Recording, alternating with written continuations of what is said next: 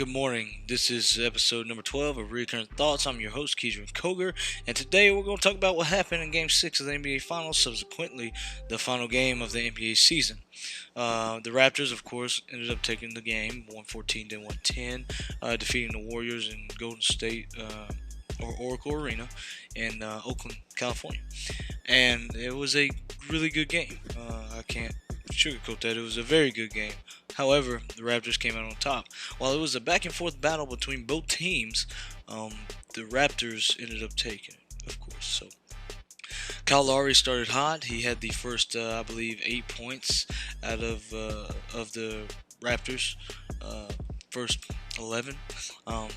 And he was on fire the rest of the game. He was pretty good. He started the game out 5 for 5, 4 for 4 from 3.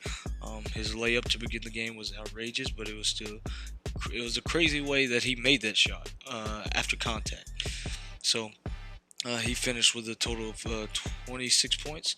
They got contributions from everywhere for the Raptors. They overall they got contributions from Siakam, Kawhi Leonard, of course, Kyle Lowry, like I said, and Ibaka and Van Vliet.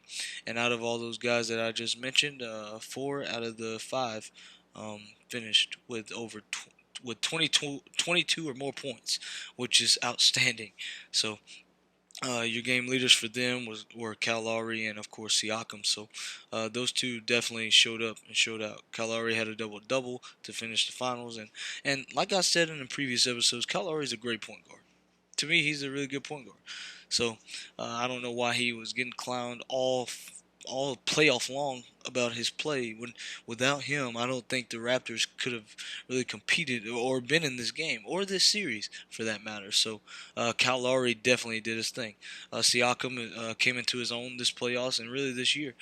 He showed what he can be, and he looks like he's budding into a young star. Kawhi Leonard, of course, takes home another trophy and Finals MVP also. So he finished the game with 22 points, and while he was not as great as he's been in the series, he was still really good for them in this game. Um, Coming off the bench, of course, Norman Powell had no points, but he did have a one rebound and played 11 minutes. So that's something. That is stats.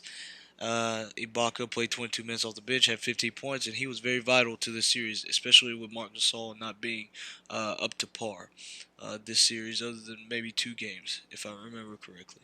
And Van Vliet, man, that man earned him some money this series, 22 points in 34 minutes. He had a lot of big threes down the stretch and really put the game away for the Raptors. So, overall, on the Warriors side, of course, I've got to look at them as well. And I have to say, Draymond Green, of course, had another triple-double. However, it seems like his triple-doubles are wasted because they're not equating in points. They're really rebounds and assists. So, he had 11 points, 13 assists, and 19 rebounds. And don't get me wrong, triple-doubles are amazing, but it's not really helping when you're not scoring any points. So, Boogie had 12 off the bench. DeMarcus Cousins had 12 off the bench in 19 minutes. He was very disappointing in the playoffs, in my opinion, for the Warriors. And I just was hoping for more out of him when he got signed. Although he was coming back from an Achilles injury and he tore his quad, I was still thinking, well, you're going to play. Please give them something more. And they needed him. They really did. They needed every point he could give them, but he just wasn't enough. So I don't know if he plans to stick around next year. He'll have suitors, of course, but just not as many as he probably would have had he not tore his Achilles the season before last season, really. So Klay Thompson, as you know, he tore his ACL, played 32 minutes and had 30 points. Without him, they could not. They stayed in the game, but they could not finish. So, Klay Thompson, of course, like I said, he tore his ACL, which was very unfortunate. But he went in the tunnel and came back out to shoot his free throws. And the only other person that I've seen do that in my lifetime is Kobe Bryant. So, kudos to Klay Thompson for doing that, and I wish him best of luck in his recovery.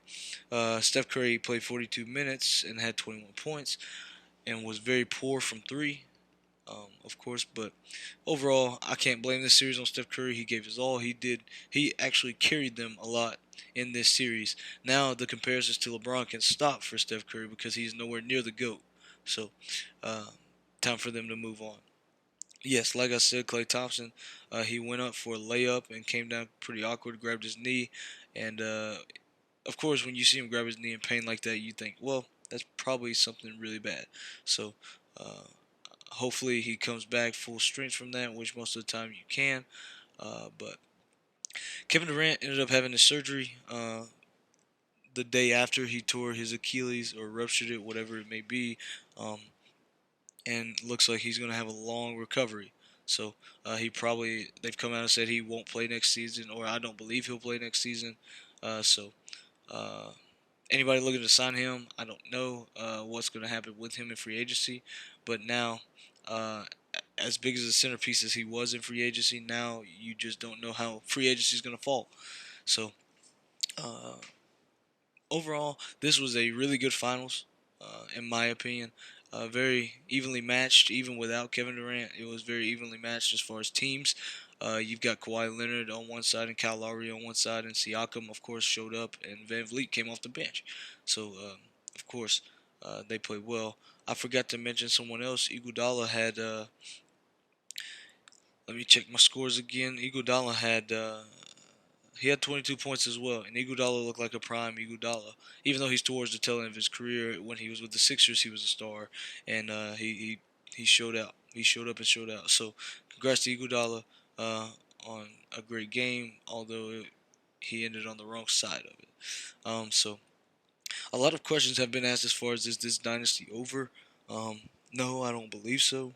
Uh, First of all, I think Klay Thompson is going to get re-signed. I also think Durant is going to opt in now that he's been hurt and take advantage of having a year off and getting paid that $31 million. That way, if he doesn't play next year, he can obviously leave as an unrestricted free agent again and choose wherever he wants to go and probably make a little bit more money. So, um, to recap, like I said, to get back into my recap, overall, watching the ending of that game, you saw of course, early on the Raptors took a pretty big lead. I believe 17-6 was the starting out, and then it got closer as the Warriors started hitting threes. Klay Thompson started hitting threes, of course, and he finished 4 for 6 from three, but which is 66%. But as he got hotter and hotter, it just kind of stayed close, and Klay Thompson really kept them in this game for the most part. And when he got hurt, it was not a good thing. So, um, yes, after halftime, it still stayed close, relatively close, winning maybe 5 or 3 points every now and then with the Raptors, and even at one point in the fourth quarter, they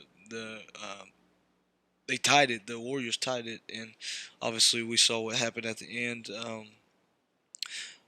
With Draymond Green calling the timeout, even though they didn't have a timeout, so it ended in technical free throws, which is the rule. They had to shoot the technical free throws, and that's ball game pretty much in my eyes. Of course, Draymond fouled again on the layup, or Iguodala, I can't remember which one, but they fouled on the shot, gave Kawhi some more free throws, and that was the dagger to the game, or the closing, and to a good chapter of this NBA playoff season. So um, that game was a good one. I enjoyed watching it as an ending to the NBA season, as tight as it was. You would hope it would go to 7 games, but it did. So, um, yes, that last shot by Curry, I thought the inbounds pass was a little wild from Iguodala over to Draymond Green, who dished it to Curry, who shot that shot with 7 seconds left off the front of the rim. DeMarcus Cousins missed a rebound, and it bounced back to Kawhi Leonard, and he didn't grab it. So, of course, Draymond Green, like I said, jumped on top of it and got it. So, and called a timeout, which they didn't have. Technical free throws, ball game, like I said before. Also, crazy before that, Danny Green got trapped, and he tried to throw it to Siakam, and he threw it out of bounds. So that could have been really bad for the Raptors as far as that game, but like I said, it worked out for them, so it was good. It looks like Kawhi Leonard and Kyle Lowry are having fun with this championship, which by all means I expected them to, because it was a really hard fought championship. They had to go through the 76ers, the star-studded 76ers, through 7 games. 76ers. They had to go through the Bucks, down 0-2 in that series. Coming back to win that series was really nice for them. And then this series, they started up 2-0, dropped one, won one, dropped another one, and finished it off in Game 6. So the Toronto Raptors had a long road to get here.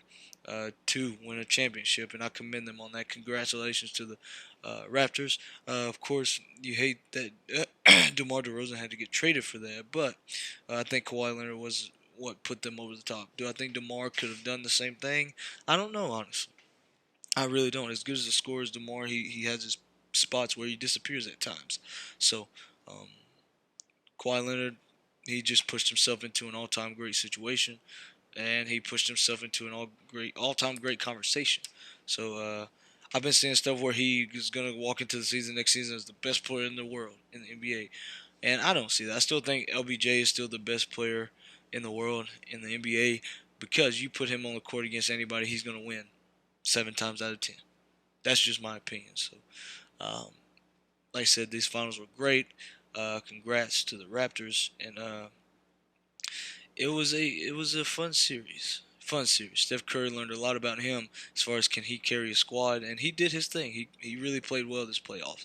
You know, they swept the Trailblazers, they swept the Pelicans. I mean, they played well in the playoffs, and it was good to watch them play so well, leading up to the finals, and then the Rockets. They beat the powerful Rockets, and I just don't think they had enough left in the tank to finish it off. So overall, great series, great finals, great playoff season. Really, really good playoffs. I hated it didn't have LeBron the GOAT, but um, it was still a great playoff series. So I look forward to the next NBA season, and I look forward to talking about my draft predictions soon. So that's my next NBA video, draft predictions, and look forward to free agency, which starts July 1st. So um, I'll have a video for that as well. So my draft preview will come out, and then my next two NBA videos will be the draft preview and the free agency talk. So the draft preview, I'll talk about the order. I'll talk about my predictions for each team, and we'll go from there. So look out for those NBA episodes. I'm gonna start my football preview, my SEC previews back up, and we'll do those some more as we get closer to football season. So I'm going to start those back up now. Now that the NBA Finals are over, and you guys are going to get some great content. So, congrats, NBA champions, Toronto Raptors. Go Canada! Canada got them a championship. I hate that Golden State didn't win it, but um, it's okay. Better luck next season. Hopefully the Knicks are there. My Knicks are there next year. Hopefully, fingers crossed. Right? No, that's not going to happen, but it's okay. So. Um, yeah, without LeBron, the playoffs kind of felt like it was a lot more competitive. At least Giannis, Jimmy Butler, Joel Embiid, Kyrie Irving, Gordon Hayward, Al Horford, uh, Tobias Harris, um, and just Ben Simmons. I can't forget about him. Chris Middleton, uh, Malcolm Brogdon, all those guys. You know, good basketball players to great basketball players, star to superstar players. Great playoffs, great playoffs. So, this was episode number 12 of your favorite podcast, and of course, I'm your host, Keidrian Coker of the channel Reoccurring Thoughts, your favorite podcast, and of course, I've got to end you with a quote of the day. So, you already know, quote of the day is sponsored by no one. Today's quote of the day is I've got to give you the name first. How can you know who is by, right? Quote of the day is by Joseph Addison, and it says, "A man should always consider how much he has more than he wants." I'll repeat that again, by Joseph Addison. A man should always consider how much he has more than he wants. And really, that's just saying be grateful for what you got. Don't wish for something more when you've already got everything you ever needed, right? So take care of what you got, be a good steward of what you got, and take heed in knowing that you have some stuff, and be grateful for it. You maybe have great family. You may have a lot of items, a lot of money. Be grateful for that. There's a lot of people that wishes that they had what you had, so be grateful for that. So this was episode number 12. I'm your host, Keidrian Coker. Look out for episode number 13 of the podcast. This is Recurrent Thoughts. Like I said, I'm your host, Keidrian Coker. Episode 12. Look out for episode 13. Peace.